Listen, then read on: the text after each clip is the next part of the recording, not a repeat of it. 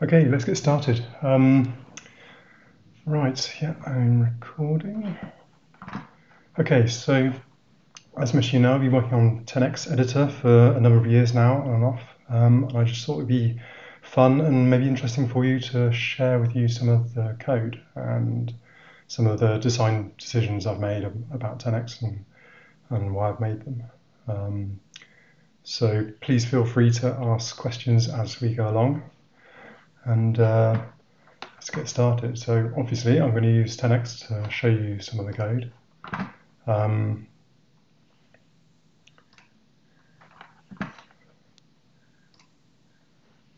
So where to start? I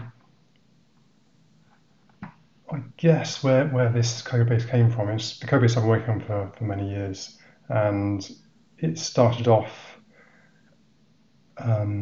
as my game engine, I guess. When I started on my company, I decided to make a game, and it was going to be on iPad and Android and phones and mobile and everything. And I needed an engine which would work across various different platforms.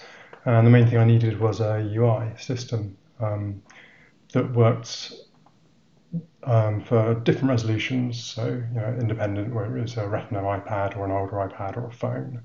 The idea was the UI should adapt to whatever it was working on. I actually got about 70% of the game complete, but unfortunately I never finished it. So maybe one day I'll go back to it, but we'll have to see. But I started to realise that the actual UI system was probably the most valuable thing I had in that, and I started wondering what else I could do with it. And writing an editor is something I've always thought about doing ever since I started programming. I always loved writing my own tools and using my own tools to be more productive. And so I decided to give it a go. The most frequent question I get is, why does the world need another editor? And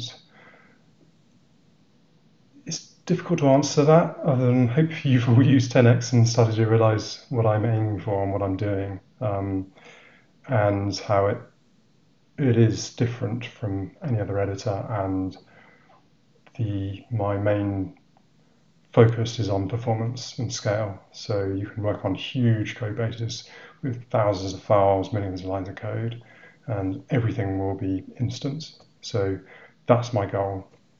And I think I'm gradually getting there. It's obviously a big project, especially for one person, which is me working on my own. But yeah, it's taking shape. So this is my code base. I don't know if you can see, is that because I'm working on quite a big monitor? I can make it bigger if you want. Actually, I'll show you a very cool feature in 10x. So the UI scale can be set to anything you want, and that updates immediately. So setting it to auto just sets it to whatever your current DPI scaling is in Windows, which for me is 1.5 at the moment. Let's try 1.8, just so it's a bit more visible for you. And I usually work with 3 columns now. It's nice having a nice big monitor, which I have 3 code columns, which is great. But for now, so it's 2 columns. I usually work with the tree hidden because I don't actually use it that much myself, mostly on the keyboard. But anyway, so these are my libraries, and I did a code count earlier, and it's the whole code base, including the external libraries, is about 1 million lines of code. But most of that is external libraries, so the code I've written is about 350,000 lines of code, which isn't huge, but it's still quite big just for one person to maintain, which is something I might talk about a bit more later. So, as I said, this engine is designed to be cross-platform from the start, so I've tried to keep everything as platform independent as possible. So, what should we do? Let's go through the main libraries.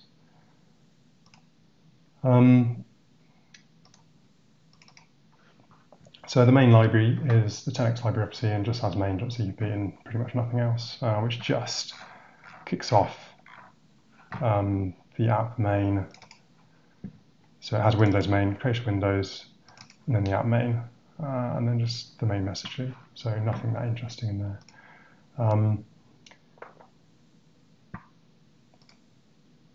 I've got an app library which all applications use, which basically has app main class, which, as you'd expect, just deals with all the application stuff, such as the message in the input loop, rendering, just kicking off all the different things like the OS interface, audio input, etc. So 10x app has an app main which inherits off this app main class here, which 10x main is pretty much where everything happens. Let's go. 10x main class inherits off app main, overrides various things like render, update, etc. This is a class, a file which is far too big, and I'm trying gradually to reduce the size of it. It's about 10,000 lines of code, which is quite embarrassing, really. But anyway, it's just about manageable still. So installer libraries, which aren't that interesting. I use Wix for the installer, which is an XML wrapper around the Windows installer, and installers are horrendous. They're terrible. So yeah, I don't really want to talk about that, at least not now. So we've got core library. That's something I can talk more about if people are interested, because I don't use STL. So the whole codebase, I should say, is in C++. But I have my own kind of small subset of C++, which I use, the way I've been programming for a very long time. It's almost my own language within C++ that I use now. And because I've been using it so long, I'm very productive in it. I think it's always interesting when you're looking at other people's code bases. Some of the things might be just idiosyncrasies, like the way they do things, but I think everyone has something to offer in interesting bits you can just take away and think, oh, maybe I could do it that way and use that. So it's always interesting peeking inside someone else's code base, I think. Good question. Okay, yeah, just about text. Yeah, sorry, I'll try and keep an eye on the questions on the chat. I'm just getting used to all this streaming stuff. Yeah, that's for my coding style. It is a little bit weird, and it's mostly a hangover from the days of Lionhead. So for local variables, I use underscore naming, and for everything else, I use normal camel case. I remember when I first went to Lionhead and they were using that style, and I thought it was crazy. I thought, oh, that's just weird, using two weird, totally different naming conventions for things. But I kind of get used to it working there, and I think it was about a year before I relented and took up that style myself, because it was just too much to switch between. I was doing so much code at Lionhead and then so much code at home, and trying to switch between my style from before Lionhead and then Lionhead style at work. It was too much, so eventually I just gave in. Locals are always with underscores, and I kind of quite like it now. It's pretty good. The only prefix I use is M underscore for members and P underscore for pointers. So, and MP underscore for member pointers. Yeah, Sam, you've used the lowercase. Yeah, it's something. I'm glad I'm not alone in that. That's good.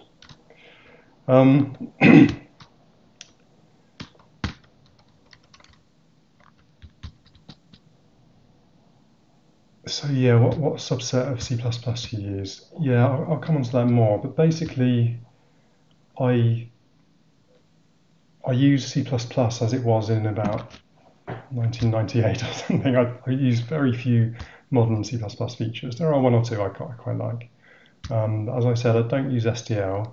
I've just never liked it. I use templates, but only in my core container classes and stuff. I think as many people did in my early programming career, I went through a phase of using templates all over the place, thinking they were the answer to everything. But now I limit them as much as possible. So I've got all my own container classes, which is array, which is the usual stuff, count, capacity, pointer, etc. Got my own string classes, and yeah, most of the things most engines have.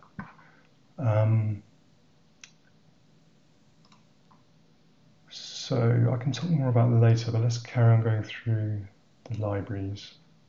So I've got the Parser Library, which in 10x is what parses all the C++ code and gives you all the auto-completion and goto-definition and stuff like that. And it's actually written as a plugin. I've got a kind of the beginnings of a plugin system for 10x in C++, which is basically just a couple of interfaces at the moment. But I thought it would be good right from the start to write things as plugins myself as part of 10x. So that's a huge topic in itself. Yeah, FastFind. So as most of you probably know, I've got a plugin for Visual Studio called FastFind, which, let's go to Visual Studio. So this is FastFind and does what it says on the tin, basically. And for pretty much any size code base, as long as you've got a beefy enough PC, it will find anything in the code base almost instantly as you type. And I've been using this for years now. I wrote it, I can't remember when, probably about 10 years ago or something. And I almost can't program without it now. It's just so useful. And before I wrote 10x and I was giving other editors a try, it was then that I realized how much I needed FastFind in anything I had. Because I've been using Visual Studio for far too long, a very long time. And yeah, FastFind is one of the things I just rely on now so much. So what I did was I actually ported the code because Visual Studio extensions are written in C#. So I ported the code over to C++, almost just line by line directly, and then wrote that as a plugin for 10x. So now 10x has the FastFind thing, so it just updates as you type, and you can find anything and jump to it instantly. So let's carry on just giving a quick overview of everything before I get into any more details. Obviously you've got a font library, which just handles all the font rendering and stuff. I actually use FreeType for the actual font rendering, so that's a wrapper around FreeType. I'll go into a little bit more detail and talk about the UI on that. HTTP, obviously, that's used for the automatic updates and my registration system. So ImageLib just loads images. Yeah, mass. Don't really use mass in 10x, but it's used in the renderer a little bit.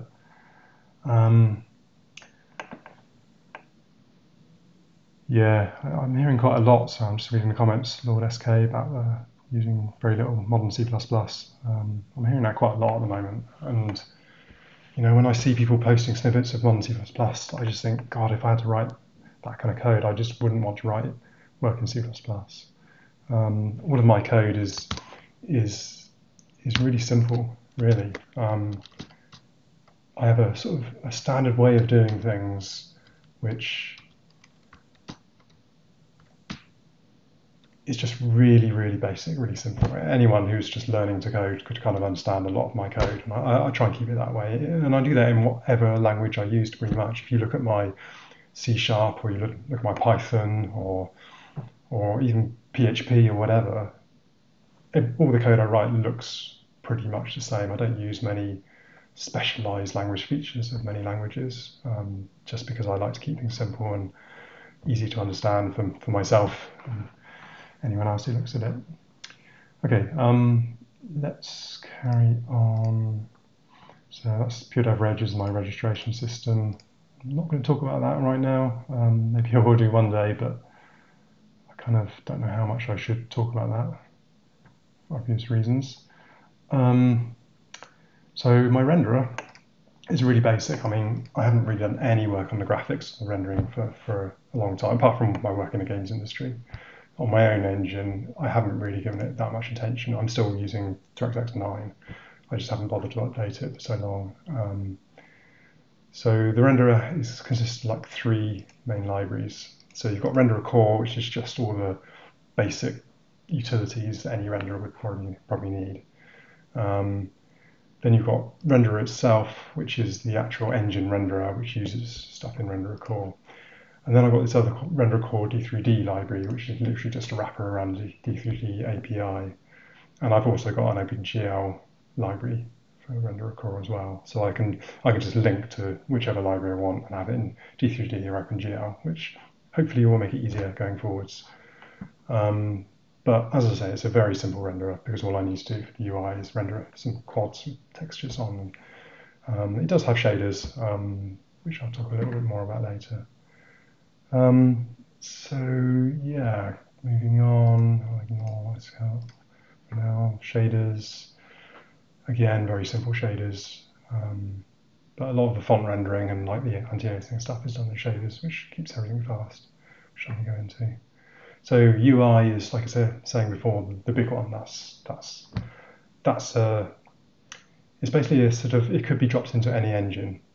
So it's a totally self-contained system, UI library, and I have a renderer interface, and all you have to do is implement that renderer interface, and then you can use the UI system. So yeah, there's my UI renderer. And obviously vmem, which is another of my products. Why would you ever not want to use vmem? It's incredibly fast C++ allocator with amazing integrity checking, and it's already found a few bugs and memory overwrites in the system. So it's I'm obviously biased, but it's great. Everyone should be using it. Windows utils, general stuff, XML. That's just a simple wrapper around the expat library. It should really be in the external libs folder. But anyway, it's in there for now. So yeah, just some quick words about the external libraries. I have a tendency kind of to write everything myself.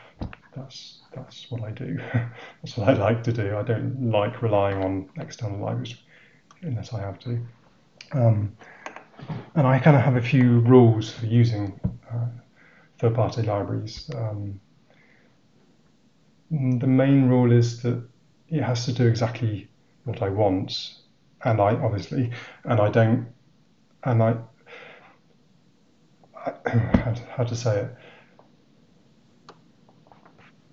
The problem with using external libraries I've found is usually they do 95% of what you want, and you think, oh, that'll save me so much time, I'll just drop it in, it'll do everything. There's a few things that it doesn't quite do what I want, but that'll be fine. And then that last 5% you spend years fighting with it, trying to make it do what you want because you're using it. So I have to be using the library in a way that it was intended to be used.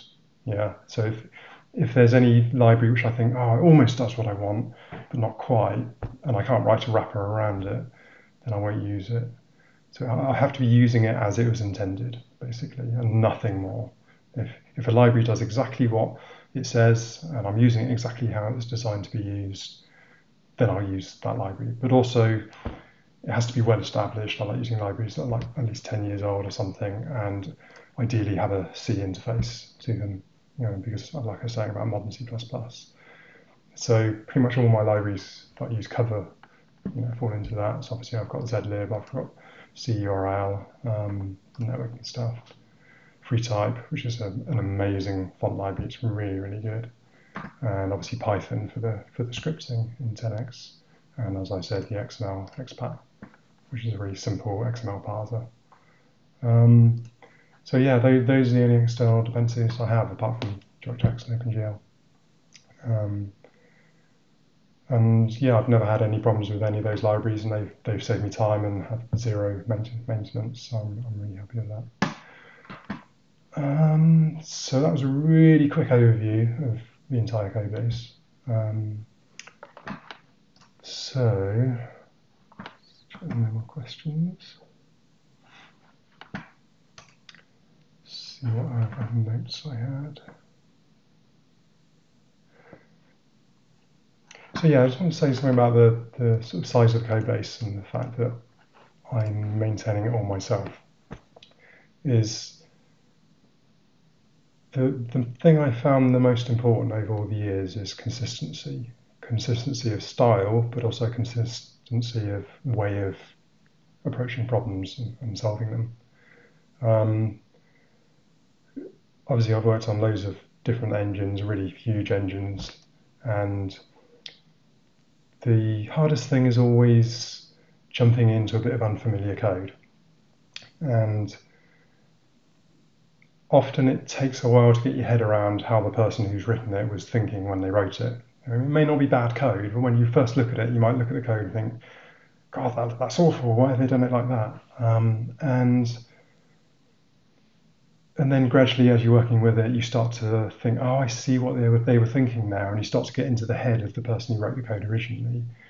And then suddenly it clicks and all makes sense, and you go, oh, now it makes sense. The whole way of thinking is totally different from mine. It's still good and fine, but just different. And then it clicks, and then you realize, oh, now I understand how it all works, and everything speeds up.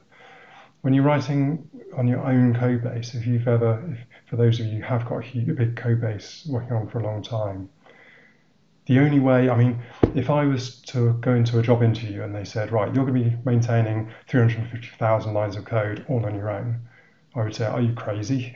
You just can't do that in a big company with hundreds of people working on the code. One person couldn't maintain that size of code base. But the way you can do it when you're working on your own or in a small team is have a really high level of consistency, so that if I come back to some code like the parser, I was looking at parser the other day, which I haven't looked at for a month or two. You may kind of forget how the code works, but then you think, how would I solve that problem if I was solving it? And then you look at the code and go, oh yeah, it's like that. And then suddenly it clicks and you're in it immediately. Because if you always solve problems in a similar way, and all the code is laid out in a similar way, and classes laid out in a similar way, and the coding standard is there, then it's so much easier to jump straight in and remember what you're doing. Nothing is that unfamiliar, which is why one person or a small team can maintain a very big code base and work really, really fast on that. Because that's the other thing. 10x is a huge project, so I have to be able to work really fast on it.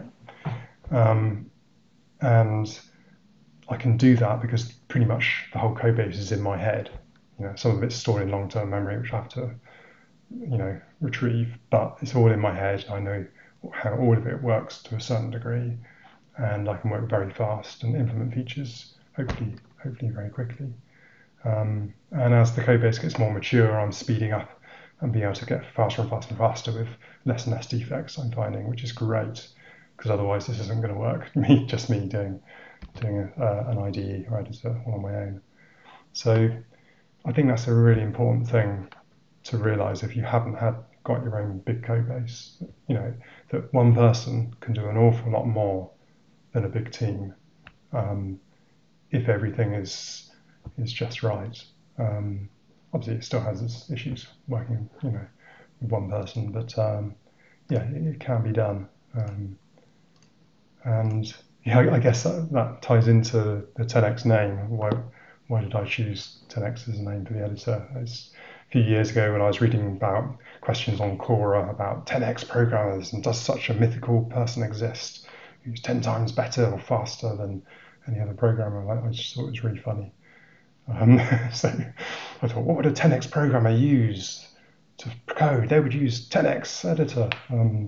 So yeah, it's a bit of a slightly tongue-in-cheek name. Hopefully people get the joke. Anyway, hopefully it will make you 10 times faster. Anyway, so that's that. Okay, so I've done that. Cool. Yeah, that's good. It's kind of a programming name, 10x as well, isn't it? So 10x, you could say. And I have a history of putting X in my libraries or projects for some reason, a bit like Microsoft with their Xbox. My first memory manager was called MX. Not very imaginative, but then nor a Microsoft, I guess. So external libs, I've done that. Yeah, I want to show you my UI editor. That's something no one's seen yet. So it's called Game UI Studio, which obviously is a throwback to the game engine I was using, and I haven't updated it really since. But it's done a good enough job of building 10x in. So let's launch that.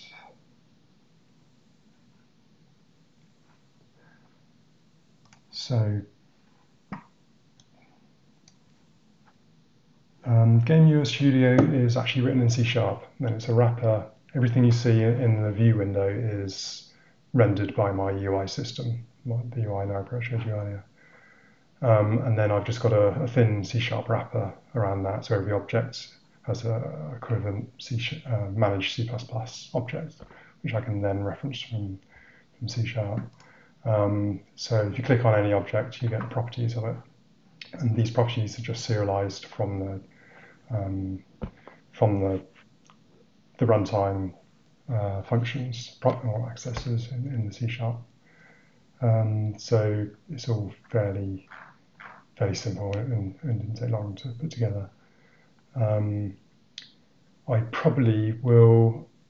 would like to move this editor one day into 10x. That would be the goal. So I haven't maintained the C# interface or this application at all, but it's good enough to do what I want to do.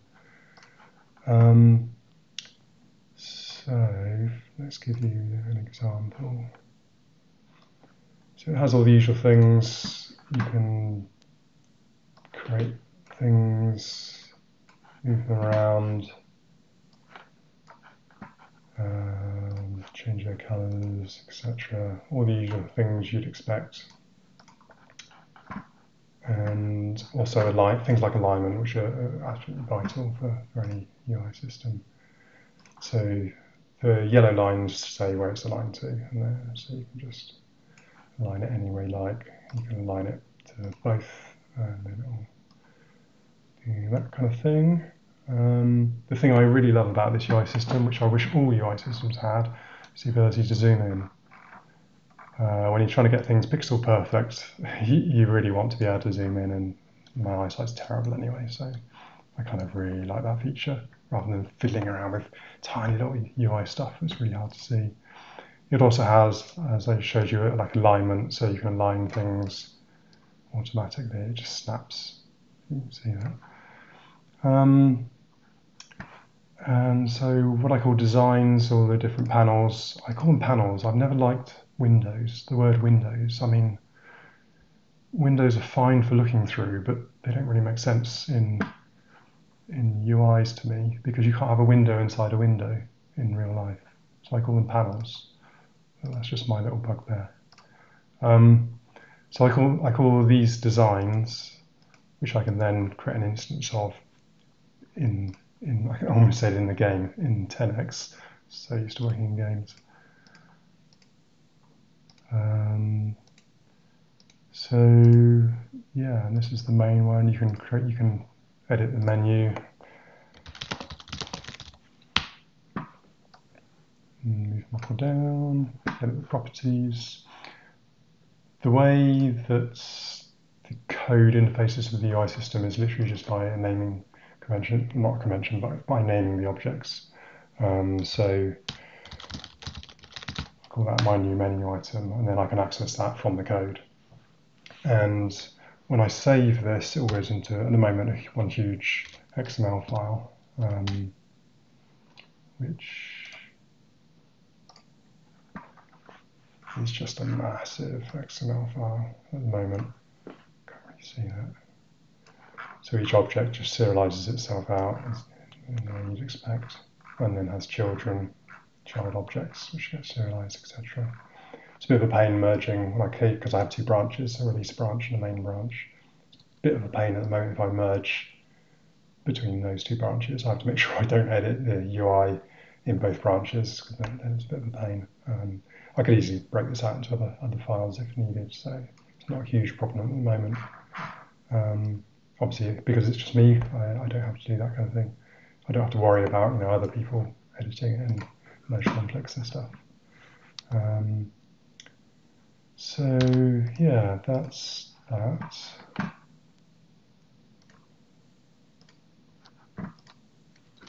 Yes. What else?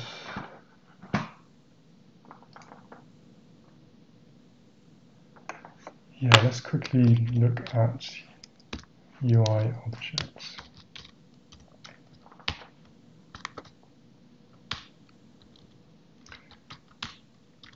So all objects inherit from UI object base class, pretty standard for a UI system. That controls things like its update, render, size, etc. And again, this is another class that's become very, very big. Lots of accessors, which I'll come on to in a minute, and lots of state. So yeah, it's quite bloated at the moment, but as this isn't a game engine, I don't have to worry too much about memory.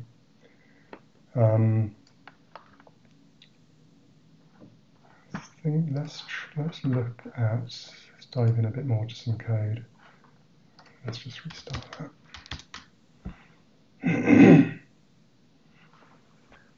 Question. Are the UI elements then referenced by name, string, or is there any code gen? Yeah, no code gen at all. So yeah, literally just referenced by name. So what I'll do now is I'll take you through, let's say the new file panel. So this is the panel that's shown when you want to create a new file in the workspace. So yeah, very simple. Name, text box, and a couple of buttons. And in the code, oops, go back to 10x.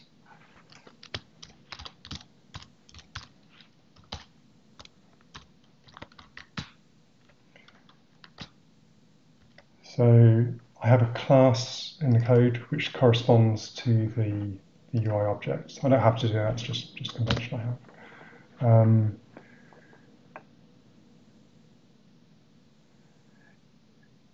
Yeah, someone's just asked about the string lookup hit. It's really not an issue. I mean, I'm not doing loads and loads of string lookups. Usually I'll just cache off an object when I create the panel, and then, yeah, just get it once. So it's not like I'm getting it all the time. And even if I was in an application like 10x, it wouldn't matter. Maybe in a game engine, it would matter more. Well, I know it would matter more because I've optimized enough game UI systems. So yeah, I probably would do that, but it's never shown to be a problem in 10x. So yeah, so I've got a new file panel class, which again doesn't inherit off anything. It's just a class. Has a pointer to the main UI system, which loads up all those designs. Project ID, which is the project. So this is all one project. And then MP panel is a pointer to this whole panel here. Just a few balls and stuff, which aren't interesting. And then a callback function, which I'll come on to in a bit, for when you press create button, so that other things can know when that's happened. So let's dive into the code a little bit. So the initialize function is what actually creates the design. So this create panel from design. So when I load up the UI, this whole project with all these designs in it gets loaded up into memory. And then when I want to create an instance of one of these panels, I'll call create panel from design, and that uses the serialization to essentially make a copy, an exact copy of that design. And then I can have a pointer to that copy and add it to the main scene. So that's why I need the project ID to know which project's looking, because in theory you can have multiple projects. I've got a separate project for the FastFind plugin, for example. And you can hook into various things like intercepting key down and do some handling there. So this is where I get the objects by name. So I'm saying on this panel, get me a sub-child somewhere called create button. And there'll only be one object called create button, hopefully, and it will just get that. And it just iterates through checking the strings. Again, because this is only called once, I don't really care how fast it is. So yeah, we've got the button, and then we say pressed, add an event, callback, and it calls that function. So I'll go into my function class in a little bit, because the other thing I don't use apart from STL is you won't see any lambdas in this code. I just don't like them. A question, serialization. I see your base object type. Did you build your own type metadata system? How deep down rabbit hole did you go with decorating, clearing fields methods? It's really simple, the serialization. Let's go to button. So this is a serialization for the button, and it's literally just this is a template, which I'll come on to in a minute. It's literally just a binary stream. Well, it's an XML stream, obviously, for this. The project is all saved in XML. And it literally just serializes every object, as you'd expect, by name. It's obviously that wouldn't be fast loading in how big is it? 1.6 meg XML file. It's not that slow, but it's not instant. So what I do is I've got UI compiler, which serializes in the XML and outputs a binary file. So when this function is serializing the binary, when you start 10x, it actually loads the binary version of the file, and it ignores all these names and just assumes that each object is the next object in the binary stream. So there's no versioning or backwards compatibility in the binary stream or anything like that. It's literally just serializing an array of bytes. It's very fast. The one thing I want to say about serialization is something I've seen discussed a bit on Twitter recently. The one thing people do with serialization is usually say, I just create a virtual base serialized class, and then which has a virtual read and a virtual write or whatever. I've seen so many problems with that from a performance point of view over the years, because these serialized functions are something that's called over and over again, millions of times sometimes. And making that virtual, although virtuals aren't a huge hit, it does add up. So what I actually do is I have, where is it from?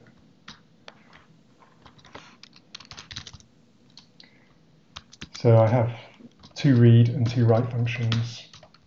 So the read takes like a read XML read stream and calls this templated function. And obviously the read for the memory stream, which is what's used in the production version of 10x, takes the binary version of the stream. The nice thing about that is, because these are both calling templated function, there is no virtual, so it can just blast through all these serialized functions very quickly. And it makes it very easy to maintain just having one serialized function. So yeah, it's incredibly fast to load up that huge XML file when 10x starts. And also to create panels from the design, because when I do create a panel from design, like here, it will just make a copy using the binary serialized function, which again is very fast. Someone else does that for serialization. Yeah, that's cool. So yeah, let's carry on looking through this new file panel. So we've got the initializer, which just sets stuff up, destroy, obviously, which just closes the panel if it's showing on screen currently, and then calls destroy object on the panel. Show just initializes the text box to nothing, and then calls that exclusive top level float panel. The other thing you'll find out with my codebase is I like long names. I like to be explicit. You know, I remember when I first started coding, and I thought I had to leave out all of the vowels of words to make it look programmery. And over the years, I've gone less and less away from that, and I just like to be totally explicit on everything. This is what the function does, kind of thing. Maybe that's getting a bit long, and I might shorten it at some point. But I don't like to use abbreviations. There are only one or two things I still use abbreviations for, but most things I don't now. Just because, like I said before, I like to keep the code as simple as possible. So yeah, close, just calls to remove. Question. Someone else likes long names as well. That's good. Yeah. So on add button pressed, again, that's what I call, I should call it create, not add, but anyway, that's what I call when the create button is pressed. That gets called, and I just call submit, which grabs the name from the text box. So panel will just get text box called that, get the text, and then I call create, which is the function for whoever called this panel and showed it on the screen. They'll get a notification that create, and it will pass in the string and the parent node in this case. That's from the tree here. So you can't actually create a file on this tree because it's a Visual Studio solution, and I don't have file creation yet for editing solution files or projects. But if this was the 10x project, which I've just added, you'd be able to create folders and files and stuff on it. So cancel, obviously just close. On key down, this actually should be called intercept key down because it's from the intercept key down. So intercept key down just gives you a bool which you can say I have intercept this message. Nobody else should process it. So again, escape just closes the dialog and says stop processing messages. Enter submits it. So as you can see, this is an example of a really simple class which matches up to this really simple panel. But I kind of follow the same principle for all of my classes. So any of the things you'll find, like find symbol or whatever, they all follow a similar principle. There'll be a class for this panel, and then it will hook into objects that are created in the editor. So if there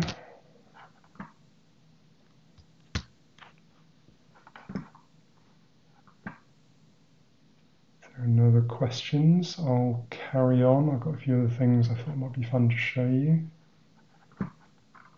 What's next? Serialization. Yeah, let's look at the function class. So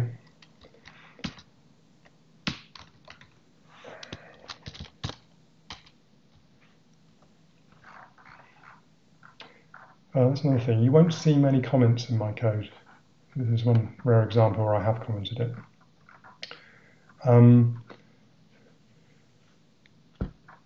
Obviously, if I was working on a codebase with other people, I would comment the code more.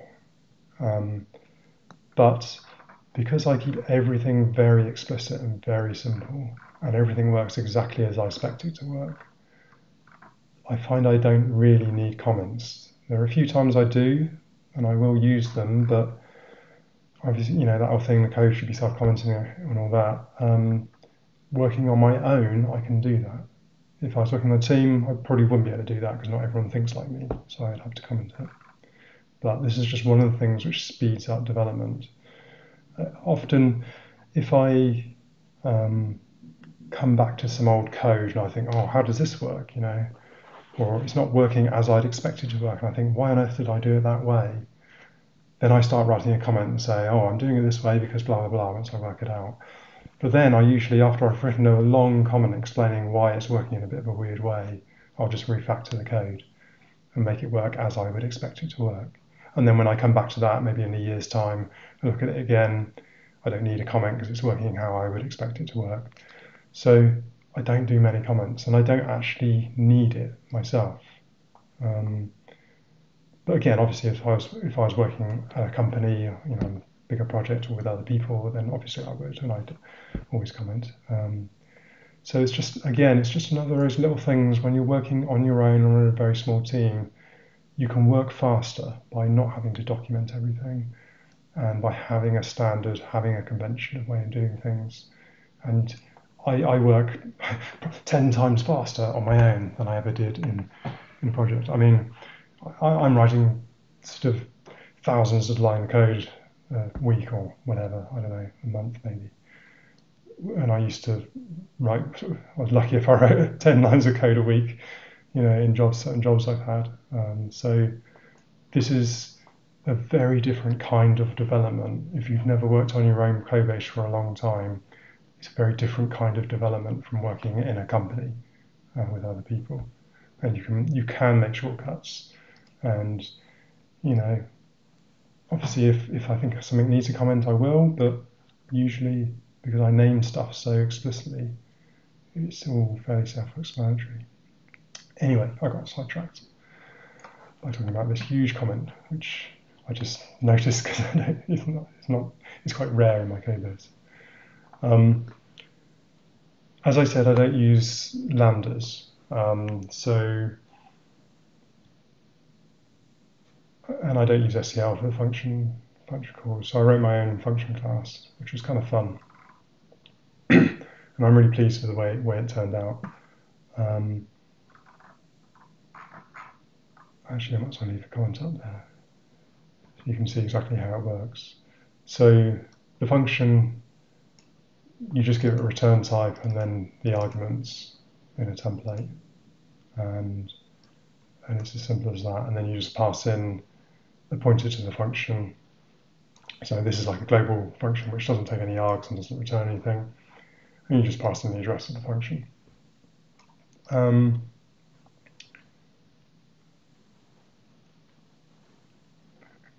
You also can take member functions as well. So you give it this pointer. Here's a good example. You give it this pointer and then the address of the member function.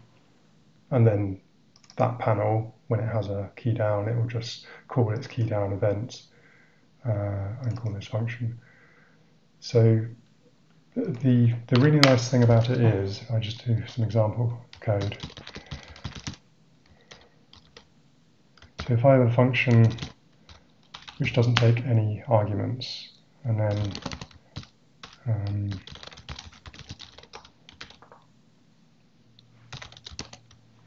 let's say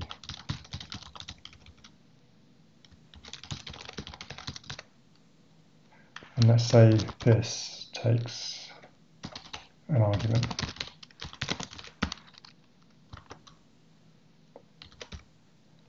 So imagine this is a class somewhere else, which I can set the function on, and I'm setting it to this. But my function takes an argument, so you can just capture the argument. And then when this class, whatever it is, somewhere else, calls the function that doesn't take any arguments, this will get passed in to my test function here. So it's really nice to be able to capture any arguments from this current state, just like a lambda, and then when that gets called, 1, 2, 3, 4 will be passed in to that argument there. And it's just a really clean way of doing it. To me, although this has got a template in it, the syntax is so much cleaner, so much nicer than lambdas. And also, I don't like the idea of having a function inside another function. To me, it's messy. Just don't be lazy and write a function, with a function, you know its inputs, you know its outputs. It's explicit, they're right there in front of you, and you're not suddenly going to jump inside another function which could be referencing any local arguments you've got out of scope, etc. So I would always much rather have an explicit function somewhere that I know I can, breakpoint step into, and it's very clear what's going on. So yeah, this function class is the bedrock of my entire UI and all the notification systems and callbacks and stuff. Usually I'll type def just to make it cleaner,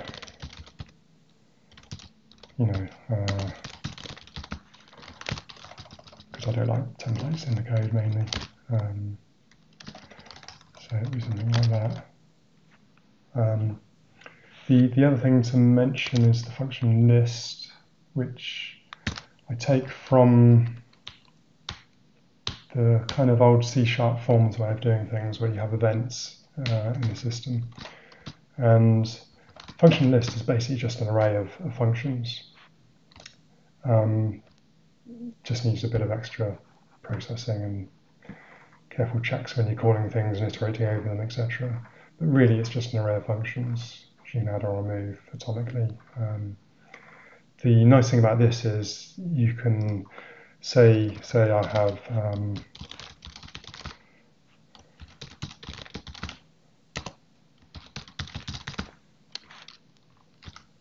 so in my class I have that, and then I can call it like that. And other classes can do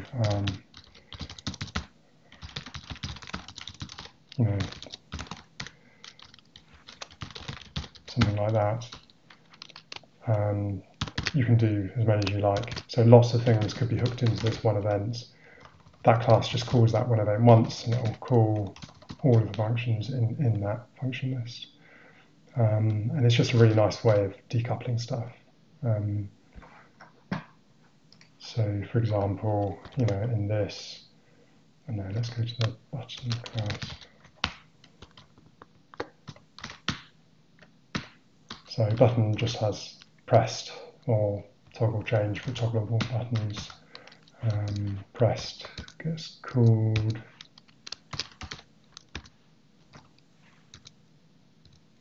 somewhere there. So in the press function, it just calls press, and anything that's hooked into that press button will get notified and called.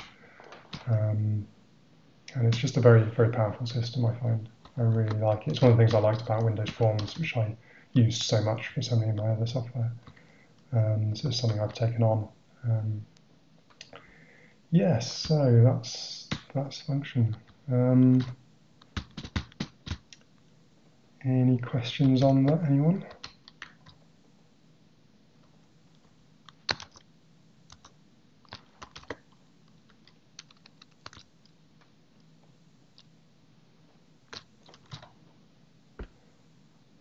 While I think of it, I'll just say about the multi-column editing. It's kind of one of the main reasons I wrote 10x in a way, because I remember before I used Visual Studio, this is going back a long time, I used an editor which probably no one's heard of called CodeWrite, and it was really highly customizable. It was great. I had macros for everything, and it was really set up well, and you can have multi-panel, multi-column editing and everything like that. And this is probably around the year 2002 or something, when I switched to Visual Studio. Oh, someone else has used CodeWrite. Oh, awesome. Yeah, and I loved CodeWrite, but the thing that made me switch to Visual Studio was IntelliSense. I mean, I'd never seen anything like it, to be honest. I mean, I've always coded without any IntelliSense or even syntax highlighting most of my career up to then. And IntelliSense in Visual Studio was just amazing. I mean, okay, it was buggy and crashed half the time, didn't work in the early days. It's still not perfect, but it just blew me away. And I thought, wow, I have to switch. It's just such a productivity boost to be able to jump to definition or whatever, or to autocomplete. But there was one thing which I said to everyone, well, okay, I'll use Visual Studio. How do I do multi-column editing? And they were like, oh, yeah, I don't think anyone does that. It's like, what? And you have to drag a column and then drop it somewhere with the mouse. It's like, no, I don't use the mouse. What are you on about? And it was crazy. I couldn't believe that Visual Studio didn't have a good way of doing multi-column editing.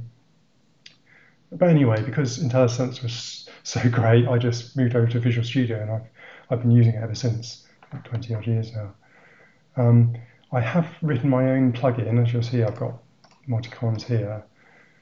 And it kind of works. It's called Pure Dev Tabs. And with the keyboard, so using Control Alt left right, you can move things and create new columns all with the keyboard, and you can move the focus with the keyboard. That's pretty much all I wanted, but it was incredibly hard to write that plugin, and it's really buggy. I had to do some horrible hacks to make Visual Studio actually do that. And it's just a weird thing with Visual Studio. Why does everyone just work with one column and in their huge widescreen monitors with a tiny little bit of text down one side? You know, I want to see as much code as I can at once. So let's switch back to 10x. So I, especially in C++, I love working with the header in view with the code file. So I can see what the members are just by glancing over. I can see what the functions are just by glancing at it. And I can just switch with the keyboard back and forth between the two. I mean, I know it's a very basic thing and most other editors have that, but it's something I really missed in Visual Studio. And I actually had a lot of plans to do more stuff in 10x with the workspace and the panels and everything. But funny enough, that hasn't really happened yet. So far, it's pretty simple. But the other thing is I can create subpanels like this, move them around. Yeah, and I can dock anything and move anything anywhere. So, you know, I could have 9 files open all at once, and all through the keyboard. It has to be done with the keyboard, not the mouse. That's the most important thing. So, yeah, that for me, that's a really important thing for any editor, to have a good system of moving code around very easily. And as I said, in my normal setup, I've got a nice 4K 32-inch monitor, and I can have 3 columns now. And again, I don't usually have that in view. So yeah, that's one thing I just really love about 10x, and hopefully you'll find it useful too. I have some questions.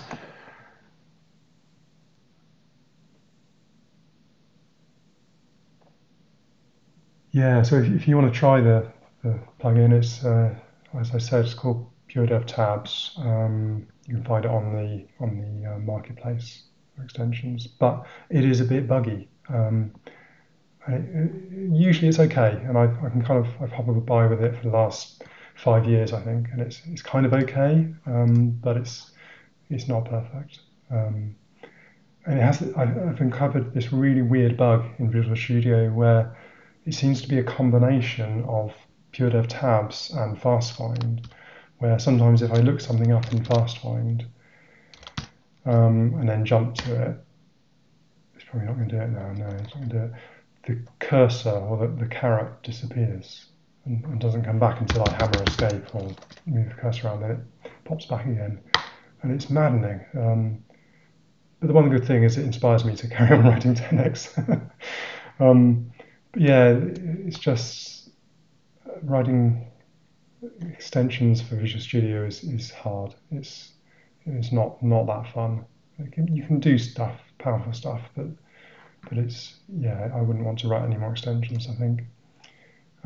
So which is why I wrote, instead of writing an extension, I wrote my entire own editor, which is a bit crazy, but there we go. So I'm probably going to end it soon, but I'm just thinking if there's anything else I can show you while I'm here.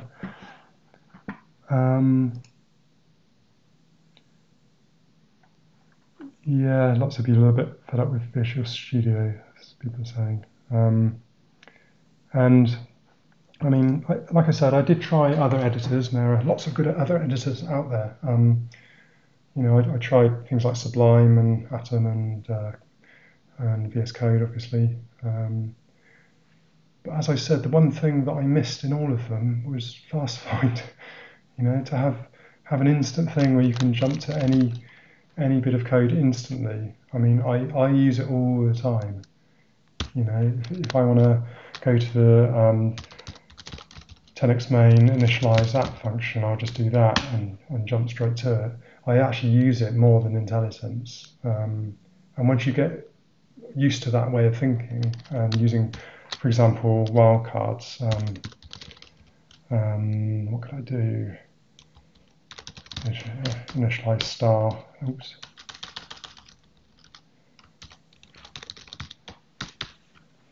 You can see all the functions that start with initialize instantly and jump to any of them. Once you get that way of thinking, once you get the FastFind way of thinking, and I've heard this from a lot of people, you kind of don't look back, and you can use FastFind for almost everything. I mean, you can open files with it. You can open solutions, and you can jump to any line of code. You can find something in a comment, and I don't actually use IntelliSense that much anymore. I still use it for like goto-definition, but in general, jumping around the code base, especially an unfamiliar code base, or one that's too big for IntelliSense to work properly on in some editors, then yeah, I'll use FastFind. And yeah, because no other editor has FastFind, I thought, no, it just doesn't feel right. And I decided to write my own editor. Yeah, exactly as Sam said, it's very good for learning new code bases, and watching people do a search in Visual Studio or anything else for that matter that trawls through all of the files in the solution, progress bar, and then this weird hierarchical thing. It's just painful to watch other people when I can just go boop, boop, FastFind and get there. And FastFind, I guess, is one of the things that made me confident that if I had a whole editor like FastFind, then that'd be incredibly powerful. To open solutions instantly or folders instantly and jump around any code base is very powerful.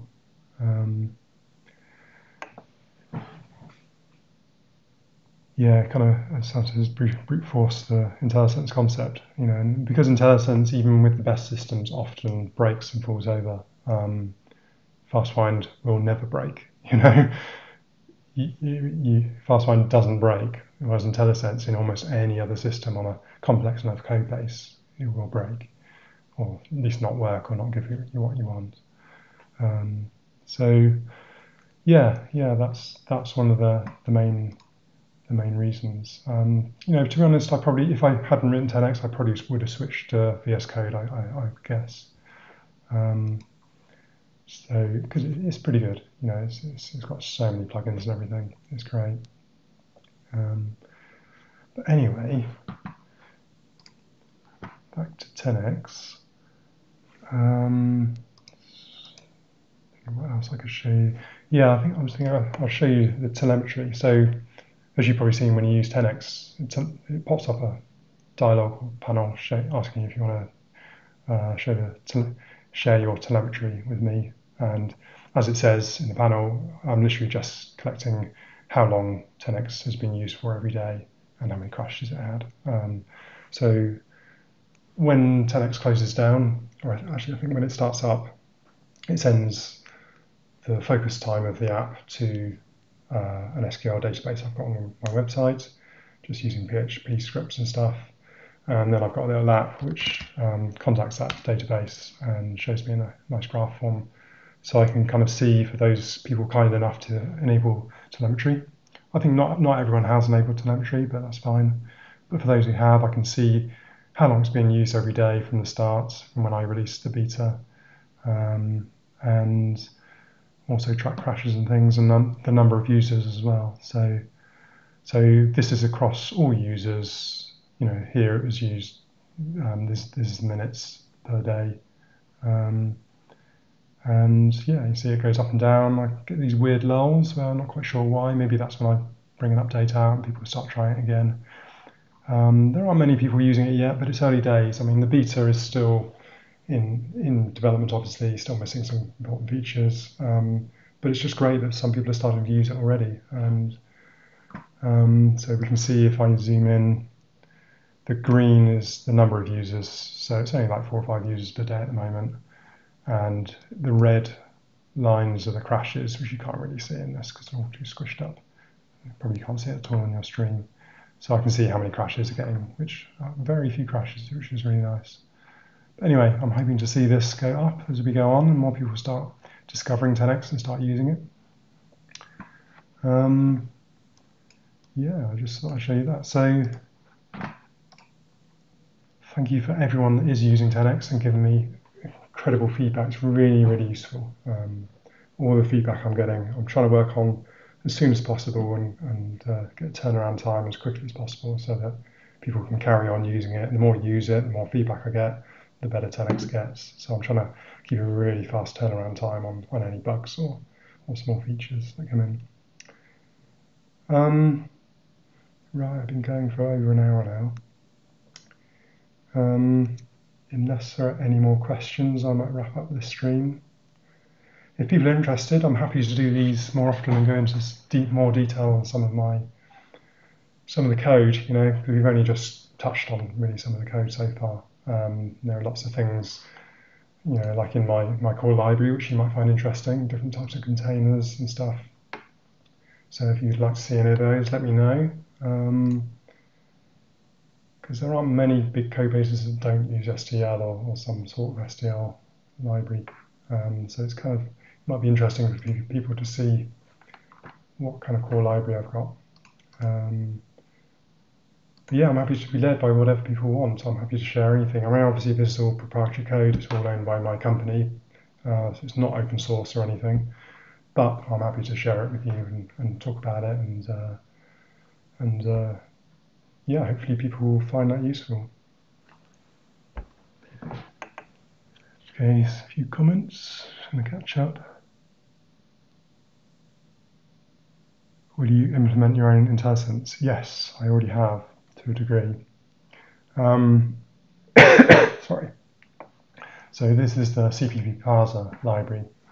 So it does have IntelliSense, for example, and then goto-definition works for most things. And you've got find symbol, which finds you any symbol with a preview here, which is quite nice. So you can go through them. So 10x knows about most of the code. At the moment it's only C++, but I thought I'd pick the hardest one to do first. So yeah, it's got goto-definition, it's got autocomplete, it's got obviously syntax highlighting. So it does know about most of the code. There are still some limitations with it. I mean, that's something I could do a whole session on the parser. It's actually quite an interesting problem to solve, and I've done it in a slightly different way than I think most other people do. The parser still doesn't have, well, it doesn't have support for STL, guess why, but it will do, because recently I put in support for templates, which was quite a big thing.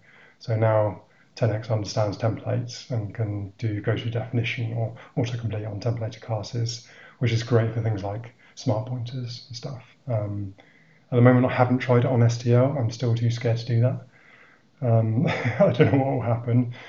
It'll explode in a million pieces, but it's something I will be trying soon. The other thing it doesn't support yet is a preprocessor, so it doesn't understand if defs or macros or anything like that. But I'm hoping that'll be quite a simple thing to do. I mean, writing a preprocessor isn't that hard compared to trying to parse C++ itself. But obviously, that's the C++ parser is going to be an ongoing thing, and it will get better and better and better as time goes on, the more time I spend on it. But for my purposes and my code base, it's already pretty much what I need. It does most of the stuff I need already. And I can jump around just like I do in Visual Studio. So yeah, the parser is probably the hardest thing I had to do for 10x, apart from the UI. Most of the times you spent on the UI system and on the parser. Those two things count for almost all of it.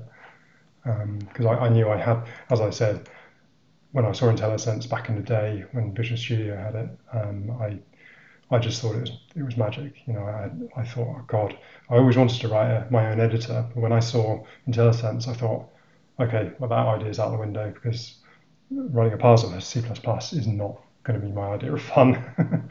So I always thought, no, I'm not gonna write an editor. But in the last few years, I thought, yeah, why not? Let's give it a go. I just did a very quick prototype, which I just threw together as quickly as possible, and it kind of turned into the parser I got now, which did actually work much better than I expected. So yeah, next time, maybe if we do another stream, I could talk about the parser if people are interested in that. How about smart refactoring, like renaming a function? Yes, I already have renaming of variables. I don't think it works on functions yet. So is it going to work? I haven't tried it for a while, to be honest. I don't tend to use refactoring stuff myself. So yeah, you can do rename and then rename it. So yeah, I have some refactoring stuff in there, and that will rename it across the entire project. If I have it in a header where I rename a member variable, it should update it everywhere. I wouldn't rely on it too heavily yet, because it's still, obviously the parser isn't complete yet, and it might miss certain things, but for stuff like local variables, it should be fine. So yeah, because once the parser knows about everything in a C++ code base, it's pretty easy to add refactoring stuff in there. So that's something I'll definitely be looking at adding in the future. So yeah, cool. So people do use refactoring. Actually, I use it in C#, because I trust the C# refactoring much more than I do C++ refactoring. When I'm in Visual Studio using C#, I will use that rename function quite a bit, and it is really good. It does save a lot of time. I've just spent so long of my career not using it that I'd have to get into the habit of using it. So yeah, it's a really powerful thing.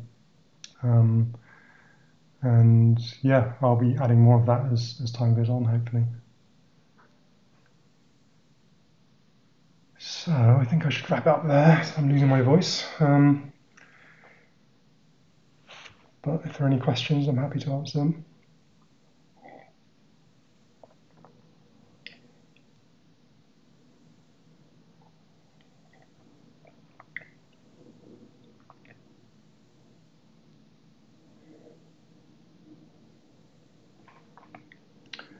Right, I think I will wrap it up then. Thank you everyone for coming, and thank you for all your questions. It's been really good. I've really had fun showing you my code base, which I've never shown anyone pretty much, and all the time I've been programming, so it's great to show you all, and hopefully you've found it useful and interesting as well.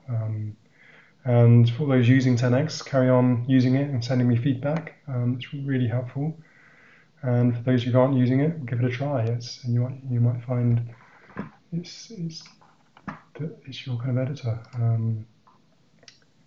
So, did you talk about pricing yet? I haven't decided on pricing. It's still too early. So I don't know. It's going to be similar to other editors out there. It's not going to be vastly different, but my target audience is the professional developer like myself and like many of you here, who are perhaps working, like the industry I know, which is the games industry, and lots of games people still use Visual Studio for their projects. And the fact that 10x can load up a Visual Studio solution makes it, I think, really competitive. And I'm aiming for marketing to people like myself. I'm not trying to write a general purpose coding editor that will suit every single programmer in the whole world, which I think is where a lot of editors go wrong. They're trying to be too much to too many people. And obviously I'm only one person writing this. So I want to be very, very targeted at developers like myself working on huge, complex code bases, where other tools maybe fall down, and 10x will hopefully get the job done and do it in a really fast, efficient, slick way. So that's my goal. So yeah, I haven't decided on pricing yet.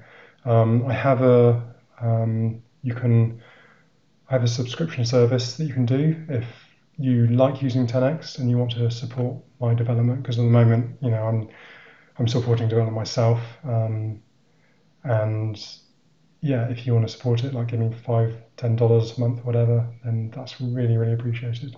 You can find that on the 10x website. So yeah, thank you for the people who are already subscribing and donating. It's really, really nice that people are interested and think it's a good thing to do and see why I'm doing it. It's really great. Okay.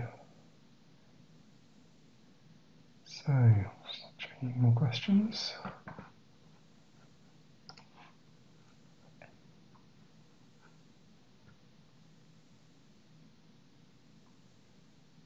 So yeah, thank you everyone for watching and taking part, and do let me know if you'd like another stream and you want to find out more about different parts of the system. I'm really happy to do it every week if that's what people would like. So yeah, thanks a lot, and hopefully see some of you soon. Okay. Thanks. Bye.